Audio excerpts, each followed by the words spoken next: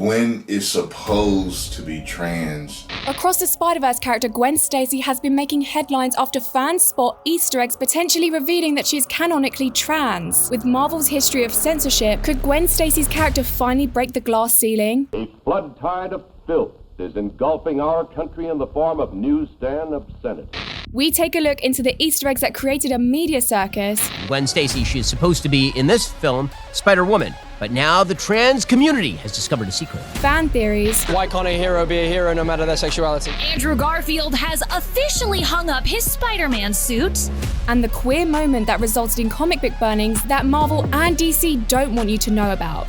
It is threatening to pervert an entire generation of our American children. Do you think there should be a gay Spider-Man? Anything is possible.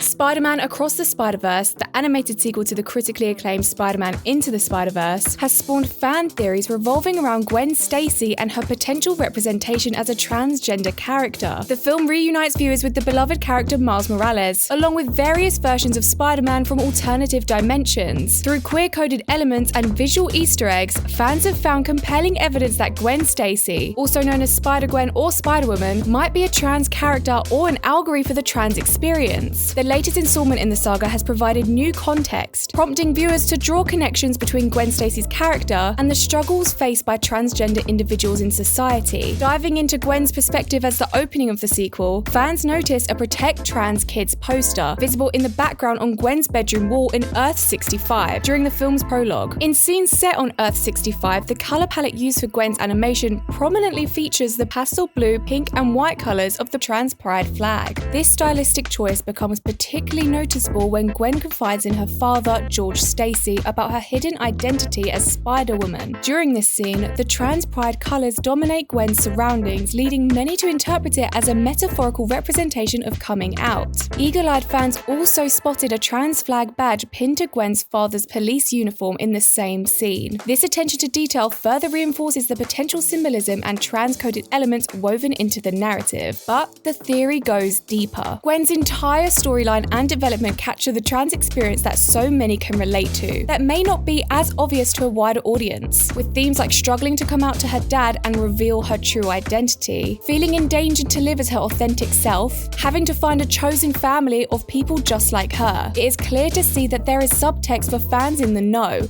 with bold and subtle nods to the community. But if the creators are daring enough to have such clear queer and trans indicators, why not make the storyline canon? Hollywood has a significant past when it comes to censoring LGBTQIA+ stories. The Hays Code, implemented in 1930, was a set of regulations that govern the content of American films until 1968. Its influence on the portrayal of LGBTQIA+ characters in movies was significant. One of the more infamous elements of the Hays Code was its ban on the depiction of sexual perversion in films, which implicitly included homosexuality. Consequently, filmmakers had to creatively navigate this restriction by subtly incorporating LGBTQIA+ characters into their works without explicitly addressing their sexual orientation. This approach is commonly referred to as queer coding. From Hitchcock to Disney, the practice of queer coding has become a rich part of La La Land's history. However, with the boom of comic books, creators were able to sneak more subtext into their creations. Being made for all ages during the Golden Age, comics had superheroes snapping necks as well as some steamy illustrations. During the 1950s, a wave of moral panic gripped the United States, fueled by an unusual paranoia surrounding comic books. A widespread belief that publications had the power to corrupt innocent children and turn them into criminals swept the nation. One particular book,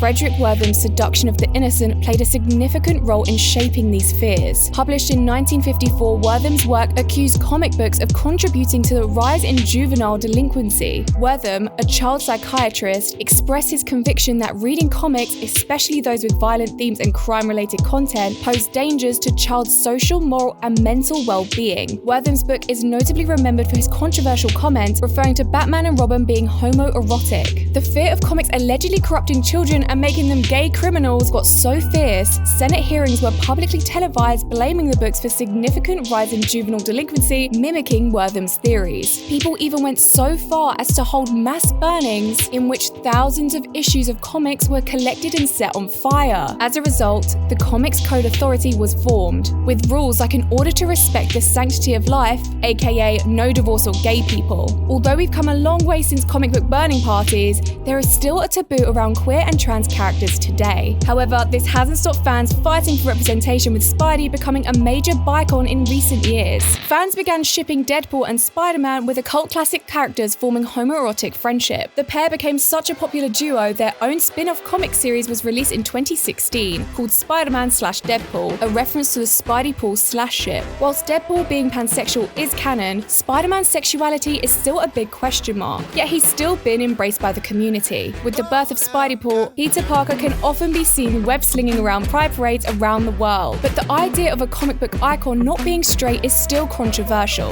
Andrew Garfield has revealed that he faced pressure to apologize for expressing his desire to explore Spider-Man's bisexuality in a film. Referring to the now-removed interview from 2013 with Entertainment Weekly, Garfield explained that he had suggested, why can't Peter explore his bisexuality in his next film? Why can't MJ be a guy? Garfield stated that he subsequently experienced considerable pressure to retract his statement and apologize for expressing a legitimate viewpoint. He questioned the need to appease bigots and homophobes to boost ticket sales. Following his comments in Entertainment Weekly, Garfield further elaborated on his concept of a queer Spider-Man during an interview with Comic Book Resources. What I believe about Spider-Man is that he does stand for everybody: black, white, Chinese, Malaysian, gay, straight, lesbian, bisexual, transgender. He represents the everyman, but he represents the underdog and those marginalized who come up against great prejudice, which I, as a middle-class straight white man, don't really understand so much. And when Stan Lee first wrote and created this character, the outcast was the computer nerd,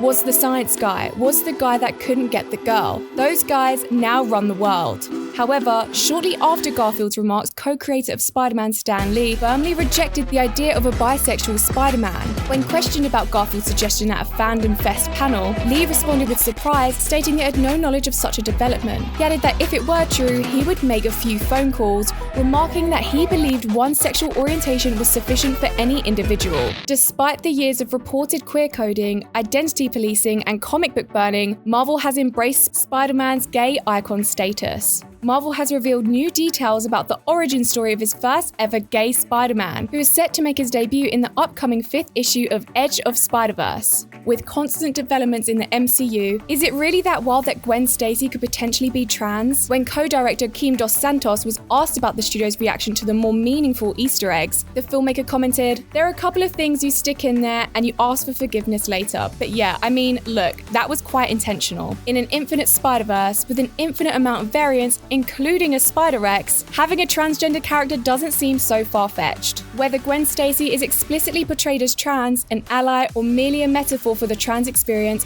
fans appreciate the inclusion of a character who overcomes adversity in a world that seeks to suppress her. The presence of a character like Gwen Stacy in the Spider-Verse franchise has already contributed to broader conversations about representation, identity, and acceptance."